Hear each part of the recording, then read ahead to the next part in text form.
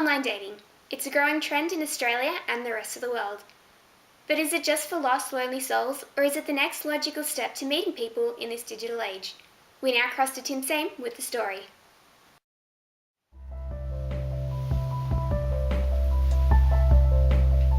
Certainly for the establishment of a relationship, online may prove more valuable. Whitty and Carr believe that people are more likely to open up online. There's less pressure, and people who are shy, self-conscious, may feel less inhibited than they do with face-to-face communication.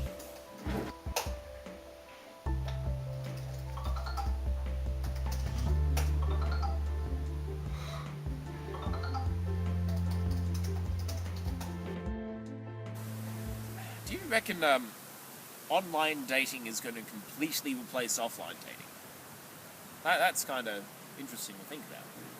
It's certainly something to think about, but I don't think it's ever going to overtake offline dating, because eventually people are going to desire a physical relationship, and just online communication is not going to be enough.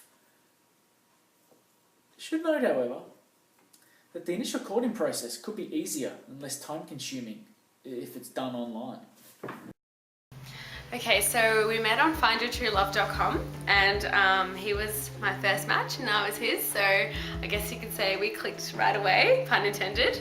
And he also lived in the same street as myself, so I guess it made sense to continue the relationship.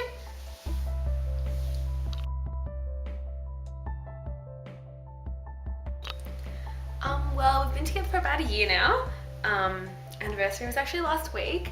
And yeah, we've just been chatting and having a good time.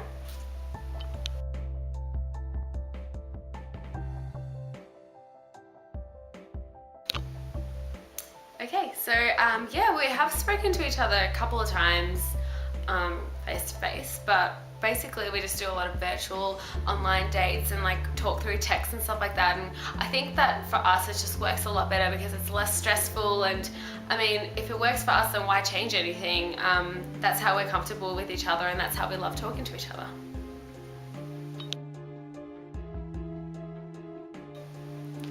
Yeah, all the time, of course. It's like our main form of communication. We don't necessarily always talk to each other via the video call or anything like that, but we do talk to each other through the text situation, a little bit down the bottom, and definitely a big use on the emoticons, which we think is quite cute.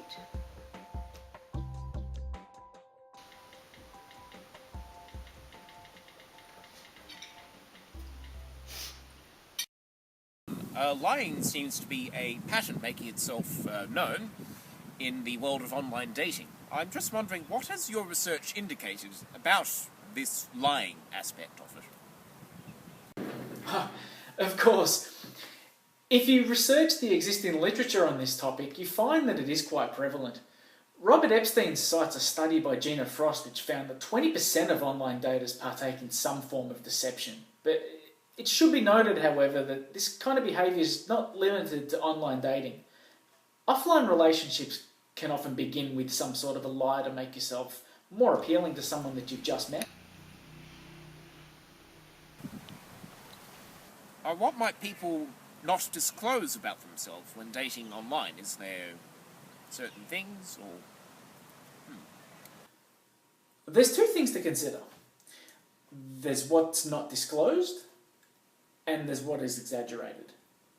If I refer again to Epstein's work, what is not disclosed is often marital status and whether or not they have children. What is exaggerated, both for men and women, is height. Men are also likely to exaggerate the level of education that they've attained, and their occupation, and what their income is. While women, it's usually to do with information about their physical appearance.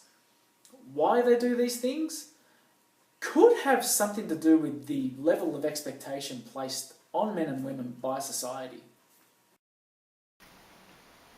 And that's all for today. Thanks for watching, and we'll see you next time.